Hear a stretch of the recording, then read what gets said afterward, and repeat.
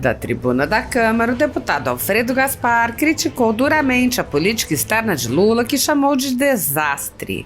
Ele relatou: "Eu acabo de chegar da Ucrânia e o Brasil se tornou um anão diplomático do outro lado do mundo. A Ucrânia está sendo vítima do trucidamento da Rússia. Há mais de 19 mil crianças e adolescentes sequestrados, várias mulheres. O hospital em Kiev foi bombardeado com mais de 300 vítimas feridas.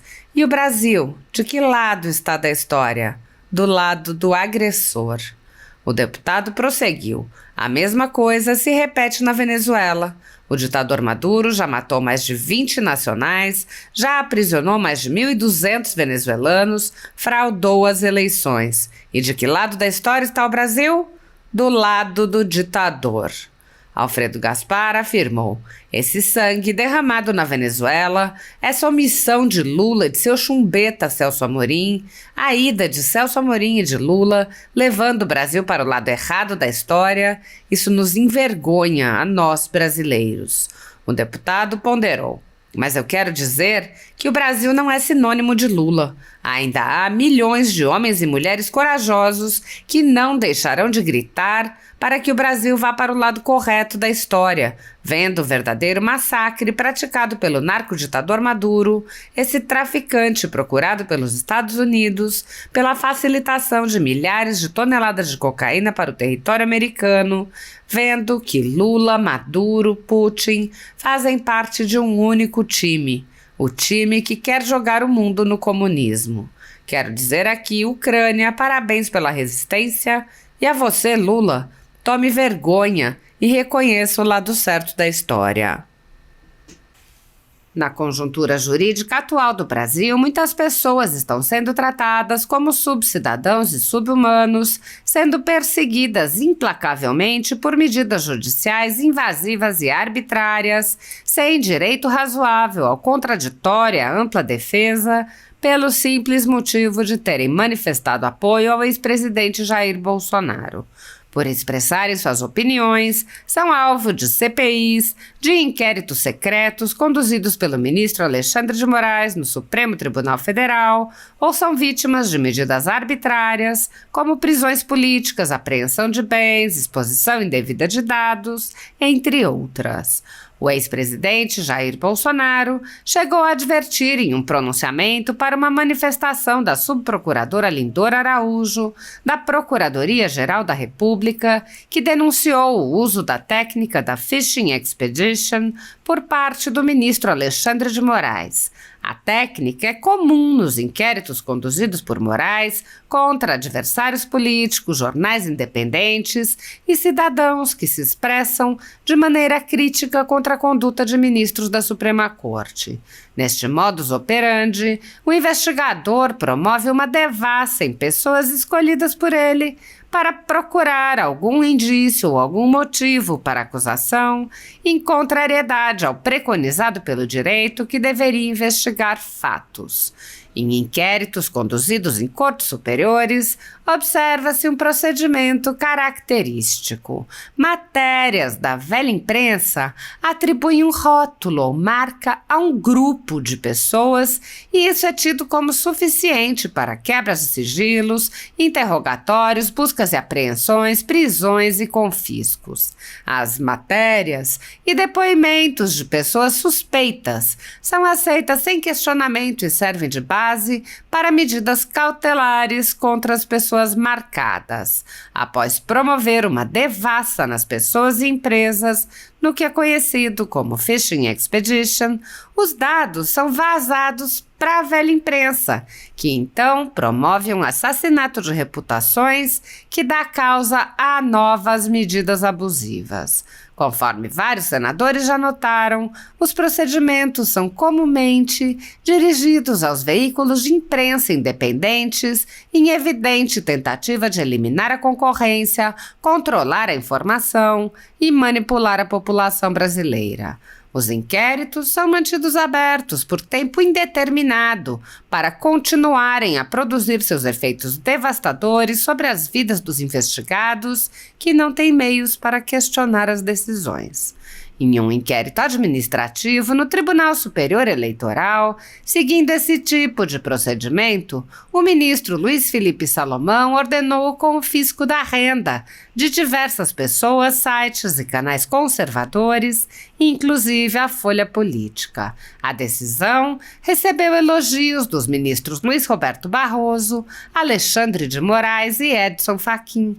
E o inquérito passa de corregedor em corregedor, muitas vezes sem que a situação dos alvos seja sequer analisada. Após o ministro Luiz Felipe Salomão, já foram relatores do inquérito os ministros Mauro Campbell Marques e Benedito Gonçalves, e o atual relator é o ministro Raul Araújo. A decisão de Salomão não discrimina os conteúdos e atinge a totalidade da renda dos sites, com o objetivo de levar ao fechamento dos veículos por impossibilidade de gerar renda. Todos os nossos rendimentos de mais de 20 meses de trabalho são retidos sem base legal. Se você apoia o trabalho da Folha Política e pode ajudar a impedir o fechamento do jornal, doe qualquer valor à empresa Raposo Fernandes através do Pix, utilizando o QR Code que está visível na tela, ou o código ajude@folhapolitica.org. Caso não utilize Pix, há a opção de transferência bancária para a conta da empresa Raposo Fernandes, disponível na descrição deste vídeo e no comentário fixado no topo. Há mais de 10 anos, a Folha Política vem mostrando os fatos da política brasileira e dando voz a pessoas que o cartel midiático quer calar. Pix ajude@folhapolitica.org. Assista. Senhor presidente, em nome de Vossa Excelência, quero saudar todas as deputadas e deputados desta casa. Eu inicio prestando solidariedade às dezenas de vítimas do voo que caiu em Vinhedo.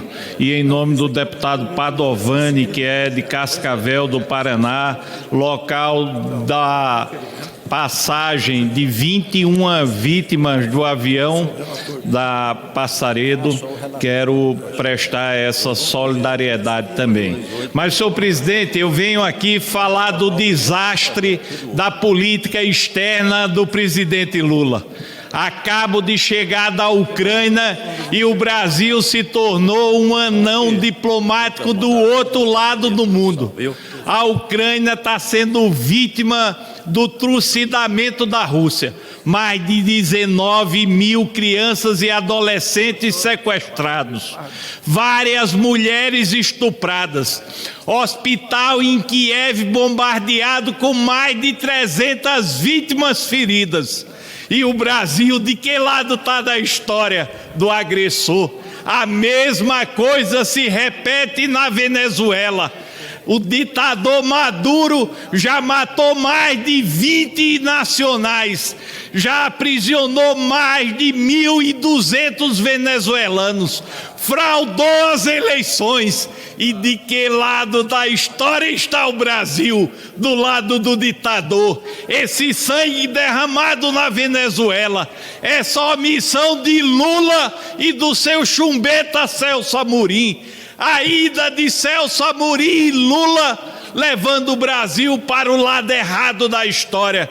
Envergonha a nós brasileiros. Mas eu quero dizer, o Brasil não é sinônimo de Lula. Ainda tem milhões de homens e mulheres corajosos que não deixarão de gritar para que o Brasil vá para o lado correto da história. Vendo o verdadeiro massacre praticado pelo narco-ditador Maduro, por esse traficante procurado pelos Estados Unidos, pela facilitação de milhares de toneladas de cocaína para o território americano. Vendo que Lula, Maduro, Putin, que fazem parte de um único time, o time que quer jogar o mundo no comunismo. Quero dizer aqui, Ucrânia, parabéns pela resistência e dizer a você, Lula, tome vergonha e reconheça o lado certo da história. Obrigado, senhor presidente. Obrigado. 3 minutos.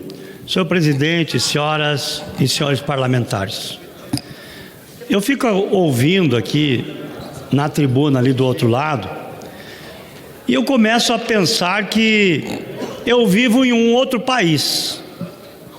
O Brasil que eles estão dizendo no lado de lá é um Brasil imaginário. Aliás, eu queria saber qual é a receita que as pesquisas mostram que eles tiraram o povo da pobreza. Qual a receita? Não fizeram nada. O que aconteceu, afinal? Eu até fico pensando que eles são especialistas em comprar os números. Não tem outro jeito. Não fizeram nada de diferente. E aí vem dizer que tiraram 30 milhões da miséria. A empresa brasileira está afundando, o investidor foi embora do Brasil e ainda nós do Rio Grande do Sul numa enchente. Que país é esse? Já quebraram o país, as estatais afundaram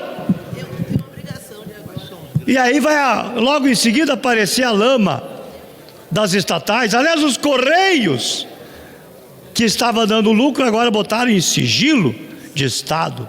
A Petrobras afundou, valia 5 vezes mais no governo Bolsonaro do que vale hoje, fora o prejuízo.